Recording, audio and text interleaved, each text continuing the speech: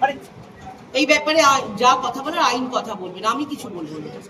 আচ্ছা, শতদীপ সাহা কি রতন সাহার ছেলে নয়? উনি কে হন? আমার পরিবারের নাম যদি উঠে এসে থাকে, তাহলে কি শতদীপ সাহা রতন সাহার ছেলে না? হ্যাঁ, এটা তো আপনারাই বলতে পারবেন। তাহলে ওনাদেরকেই জিজ্ঞেস করুন না, পরিবারতন্ত্র পিয়া সেনগুপ্ত একা করে না তারাও করে? আচ্ছা, প্রথম কথা, এই ব্যাপারটার মধ্যে আমি আইনি ভাবে ওনাকে সভাপতি তো বলতেই পারি না। তোমরা বলতে পারো, কিন্তু আমি বলতে পারি না। সভাপতি একমাত্র মানে আইনি ভাবে আমি আছি, এবং উনি যেভাবে যে পদ্ধতিতে মনে করছেন সেটা আইন কথা বলবেন না। উনি আইনি ভাবে প্রমাণ করুক উনি সভাপতি। সুতরাং আমি কি বলবো এই ব্যাপারে?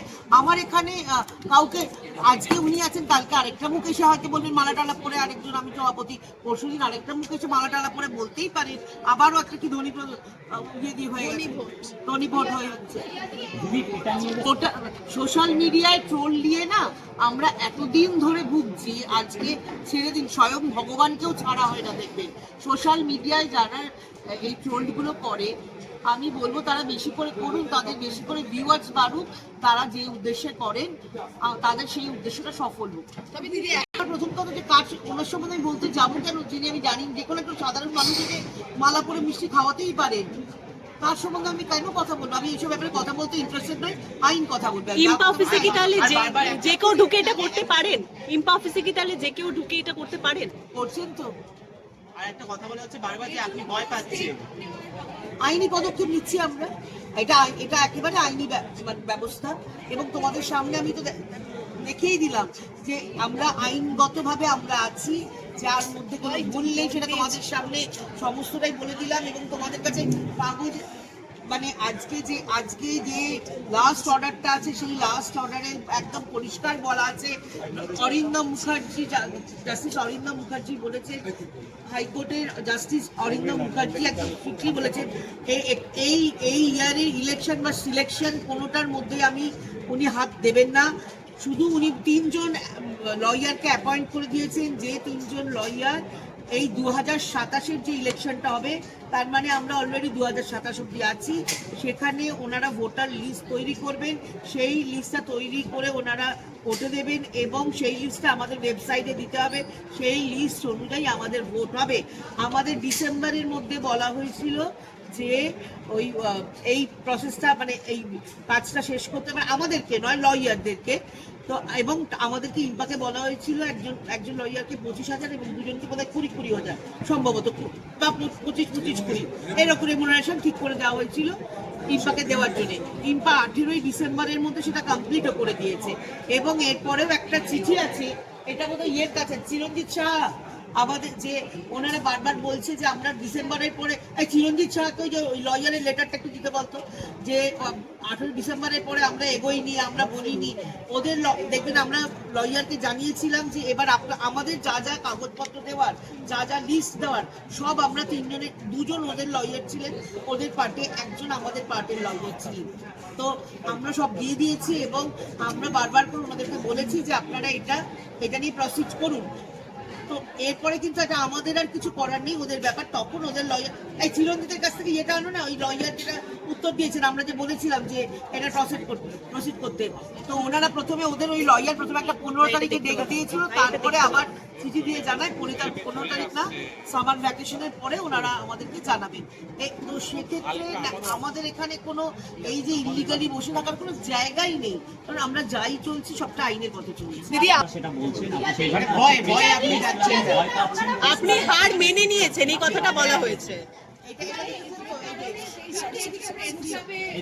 প্রেস ক্লাবে করা নিয়ে বিভিন্ন কটূক্তি বলছে, আপনি হার মেনে নিয়েছেন। আমি বলে দিলাম তার উত্তরটা, প্রথমেই তো উত্তরটা বলে দিলাম কেন প্রেস ক্লাবে করলাম। দিদি, আপনি ঝামেলা এড়াতে চাইছেন, কিন্তু এরপর কাজ, প্রথম কথা হচ্ছে ওই পরিবেশটাকে সুস্থ হওয়া দরকার, সেটা আমরা আইনি পথেই সুস্থ করব। কিন্তু ওখানে কি 2027 আগে তো আইনি পথে ওই জায়গাটাকে পরিষ্কার করবো।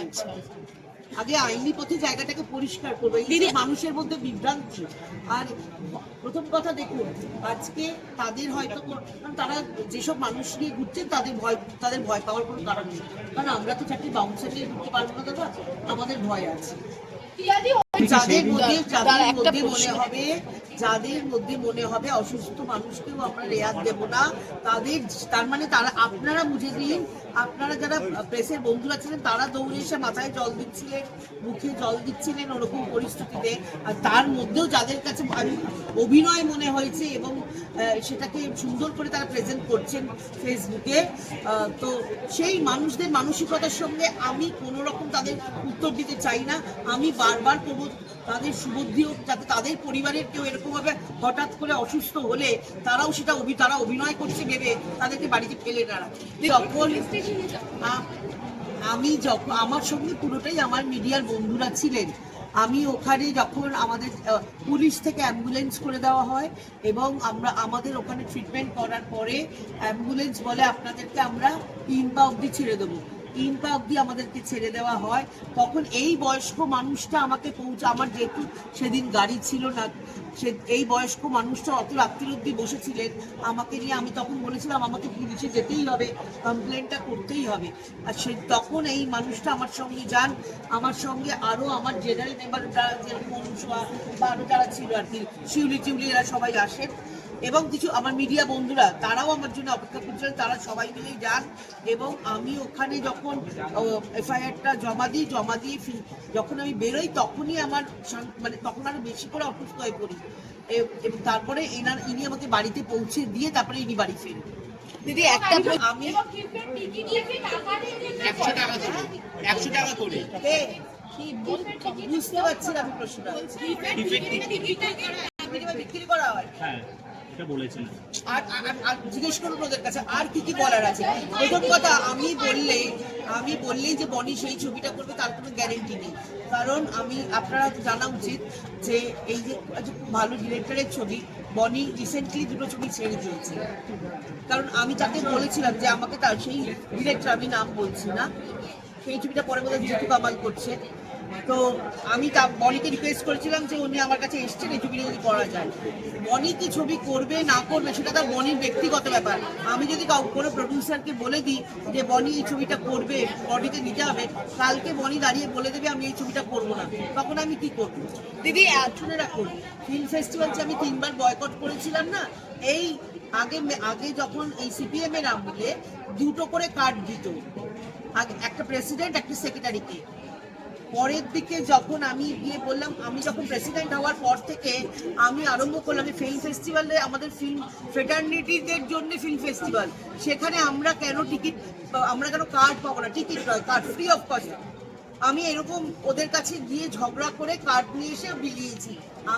এবার যখন আমাদের মনে হচ্ছে যে আমার থ্রু সেক্রেটারি বেলানো হয় এবং যখন আমাদের মনে হচ্ছে যে না আমাদের পরিবার মতো কার্ড আসছে না, আমরা তখন ফিল্ম ফেস্টিভ্যাল আমরা বয়কট করেছি, যাব না, আমাদের মেম্বাররা যদি সবাই দেখতে না পায় যাব না। দিদি একটা কতটা মানে আপনার জন্য যাদের মধ্যে ওই বোধটুকু নেই যে মানে তারা জানেনই না হয়তো কে সুখের দাস, এটা নিয়েও চল হবো আমি, কেন আজকে যে প্রশ্নটার উত্তর তোমায় দিচ্ছি, তাদের মধ্যে সেই ভদ্রতা বোধটুকুই নেই, যারা না মানে আমার মনে হয় তারা তাদের নিজেদের বাবা মাকে, গুরুজনদেরকে শ্রদ্ধা ভক্তি করার শিখুক, এর বাইরে কিছু বলার নেই।